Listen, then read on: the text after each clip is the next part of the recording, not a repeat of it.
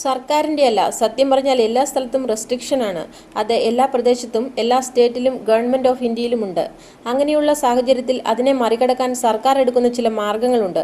March വരെയുള്ള കാര്യമാണിത്. ഒരു പ്രത്യേക സാഹചര്യം വരുമ്പോൾ എടുക്കുന്ന നടപടി എന്നല്ലാതെ അത് ബോധപൂർവമോ ആരെയും ഉപദ്രവിക്കാനോ വേണ്ടിയല്ല.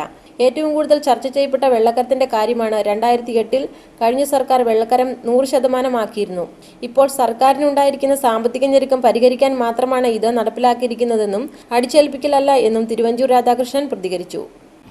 ഇല്ല, സർക്കാരിൻ്റെ അല്ല. സത്യം പറഞ്ഞാൽ ഇപ്പോൾ എല്ലാ സ്ഥലത്തും റിസപ്ഷനാണ്. അതെല്ലാ പ്രദേശത്തും ഉണ്ട്, എല്ലാ സ്റ്റേറ്റിലും ഉണ്ട്, ഗവൺമെൻറ് ഓഫ് ഇന്ത്യയിലുണ്ട്. അങ്ങനെയുള്ളൊരു സിറ്റുവേഷൻ വരുമ്പോൾ ആ സിറ്റുവേഷൻ ഗെറ്റ് ഓവർ ചെയ്യാൻ വേണ്ടി എടുക്കുന്ന ചില സ്റ്റെപ്സ് ഉണ്ട്. നമ്മളിപ്പോൾ മാർച്ച് മാസം വരെയുള്ള കാര്യമല്ലേ വരുന്നുള്ളൂ. അപ്പോൾ ഒരു പ്രത്യേക സാഹചര്യം വന്നപ്പോൾ അതിനു വേണ്ടി എടുത്തൊരു നടപടി എന്നുള്ളതല്ലാതെ അത് ബോധപൂർവമോ അല്ലെങ്കിൽ ആരും ഉപദ്രവിക്കുന്നതിന് വേണ്ടിയല്ല. ഇപ്പോൾ ഏറ്റവും കൂടുതൽ ചർച്ച ചെയ്യപ്പെട്ടത് വെള്ളക്കരത്തിൻ്റെയാണ്. വെള്ളക്കരം 2008 ആ ഗവൺമെൻറ് കൂട്ടി, 100% കൂട്ടി. അപ്പോൾ അതിനു മുമ്പ് വാട്ടർ റിസോഴ്സസിൽ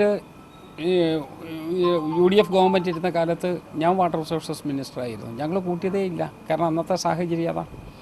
അത് കഴിഞ്ഞ് അടുത്ത ഗവൺമെൻറ് വന്നു, അവർ കൂട്ടി. അപ്പോൾ ഓരോ കാലഘട്ടത്തിലുണ്ടാകുന്ന പ്രത്യേകതകളുണ്ട്. ഇപ്പോൾ വന്ന ഒരു പ്രത്യേക സാഹചര്യത്തിന് അത്ര ഫിനാൻഷ്യൽ കൺസ്ട്രെയിൻ വന്നപ്പോൾ ഇതല്ലാതെ വേറെ മാർഗമില്ലാത്തത് കൊണ്ടാണ്. അല്ലെങ്കിൽ ഏതെങ്കിലും ഒരു ഗവൺമെൻറ് ടാക്സ് ഇങ്ങനെ അടിച്ചേൽപ്പിക്കാൻ ശ്രമിക്കുമോ? ഇല്ല.